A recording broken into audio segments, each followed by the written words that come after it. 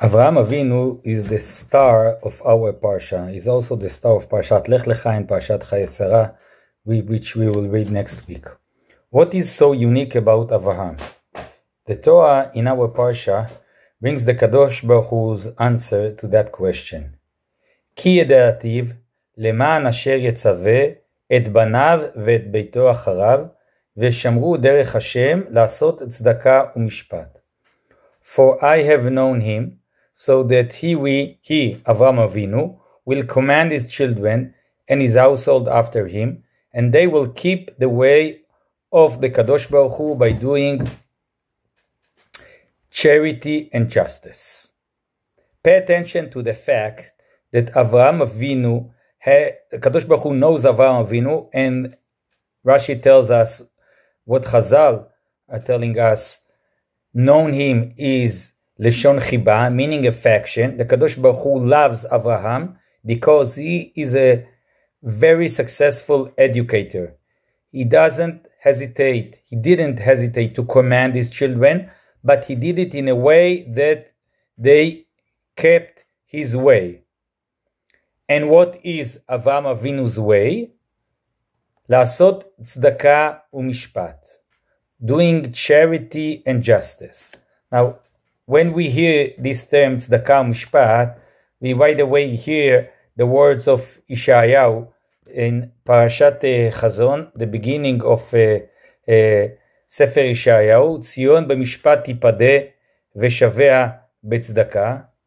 Tzion will be redeemed by judgment, and those who return to her by charity.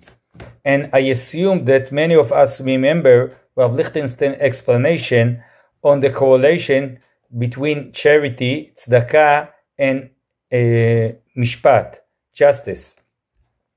We would expect to have a different correlation. If we talk about justice, then we would expect to have righteousness.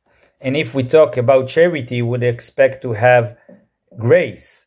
But Rav Lichtenstein explained us the need for having balance. Unfortunately, if we have only the law, if we have only justice, then we have a problem. We have a problem of naval birshut Torah, a vile person within the bounds of Torah law. When we remember Rav Amital saying that only halacha is not enough. You need the fifth section of the Shulchan Aruch. And on the other hand, if we have only grace, if we have only charity, without the law, without justice, we are not able to implement the morality into regular life and into the law and the norms of the law, then the results will be very problematic.